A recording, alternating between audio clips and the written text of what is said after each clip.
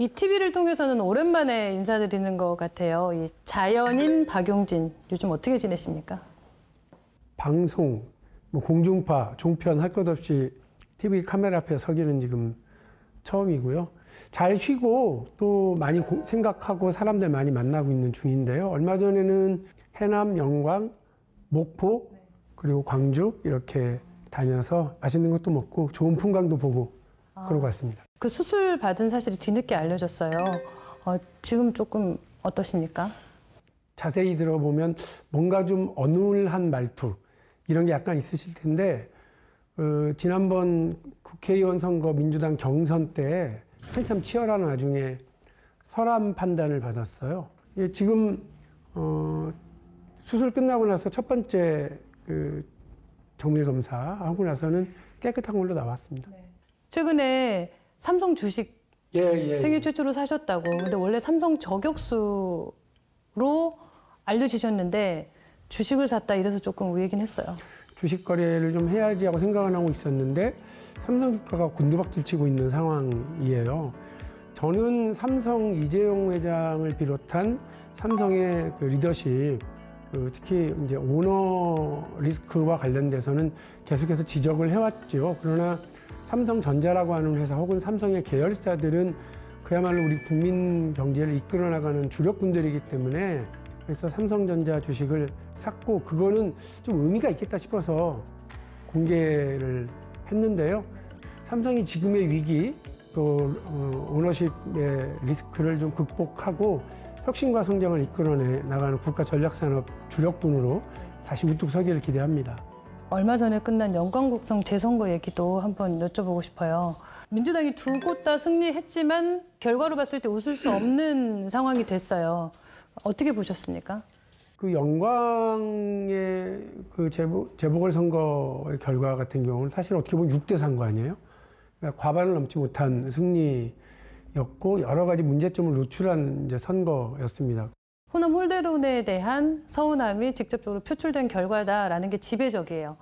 정말 답답한 건 선거 때만 호남을 찾고 또 선거 때만 민주당에 뿌리는 호남입니다라고 이야기를 하는 거 또 저 스스로 제가 볼 때도 상당히 속상하고 홀대하고 있는 것 아니냐 생각이 듭니다. 예산을 챙기는 것부터 시작해서 호남 지역의 중장기 발전 전략과 또 거기를 하기 기반을 어떻게 닦을 건지에 대한 중장기적인 플랜, 이른바 그랜드 플랜이 없어요. 이제 호남 홀대론에 대한 지적, 내부의 비판 이런 것들을 귀 기울여서 듣지 않으면 언제까지 호남은 민주당만 찍어주면 되냐 이렇게 이야기하시는 말씀들을 흘려들어서는 안 된다고 생각합니다. 지금 여권이 김건희 여사 이슈로 인해서 수렁에 빠진 형국입니다. 그럼에도 불구하고 민주당이 존재감 혹은 전투력 면에서 좀 많이 아쉬운 게 사실인데 이건 어떻게 보고 계십니까? 지금 윤 대통령을 탄핵하자고 하는 말은 민주당에서만 나오는 게 아니라 이른바 보수 지지층에서도 탄핵해도 싸다라고 이야기를 할 정도라고 하는 점을 분명히 알아야 됩니다. 그런데 이런 엉망진창의 그 정부 여당을 앞에 두고 민주당이 무조건 다음 대통령 선거에서 이긴다, 무조건 민주당이 집권해야 한다라고 하는 여론은 높아지지 않고 있다라고 하는 점 반성해야죠. 혹시 그런 고민을 하는 데가 초일회입니까? 초일에는 아시는 것처럼 지난 21대 국회에서 같이 활동했던 동료 의원들이 모이는 자리고요. 흔히들 비명행사 이렇게 됐다고 하는 분들이 많기는 합니다. 근데 이제 광주의 송갑석 의원님 같이 하고 계시고 또 광주 출신의 기동민 의원도 같이 하고 계십니다. 민주당이 국민들에게 신뢰를 더 얻고 또 더 좋은 정치의 주력이 되고 다음 대통령 선거에서 이길 수 있는 방안을 찾는 또 다른 옵션으로 역할을 하려고 합니다. 이재명 대표 이야기 해볼게요. 1심 선고가 얼마 남지 않았어요. 그 향후 전국에 변화가 있을 거라고 혹시 예상하십니까?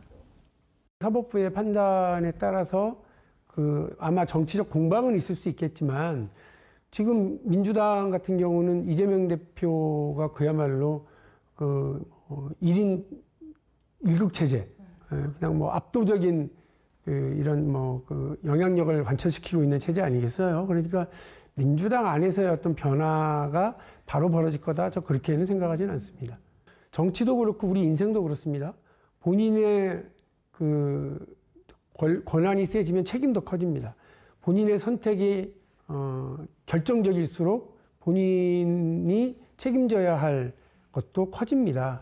그 야권 전체로 놓고 봤을 때는 지금 이른바 삼김, 그러니까 김부겸, 김동연, 김경수 이 세 분에 대한 어떤 거취에 대해서 막 관심들이 조금씩 생기고 있어요. 축구도 정치도 이 공간이 있어야 움직여요. 그런데 지금 민주당 안에도 저도 그렇고 이른바 삼김이라고 하는 분들도 그렇고 별 공간이 없습니다. 그리고 정치 전체에서도 큰 공간이 없습니다. 양쪽이 서로를 비난하는 비난전은 존재하지만 그 안에 룸이 형성되어 있지는 않기 때문에 상당 기간 이 분위기가 많이 오래 갈 거라고 보고요. 다들 무슨 11월에 사법부의 어떤 판단, 2심 판단이 나오면 그 공간이 열릴 것처럼 기대들 하시는데 저는 그렇게는 생각하지 않습니다. 네. 삼김에 1박 더 해야 되는 거 아니야? 라는 의견도 있습니다. 그 1박이 저예요? 예. 아, 네. 어때요? 같이 이렇게 넣어드릴까요? 그러면 3김 1박 하지 마시고요. 1박 3김. 1박 3김. 이렇게. 예. 예. 정치적 희망, 정치적인 꿈이 있는 분들은 자기가 그 계획을 가지고 움직이게 마련이거든요. 저도 그렇고 김동연, 김부겸, 김경수 이 세 분도 아마 그러실 거라고 생각을 합니다. 네. 그러면 1박 3김의 1박에 정치 복귀는 언제쯤입니까?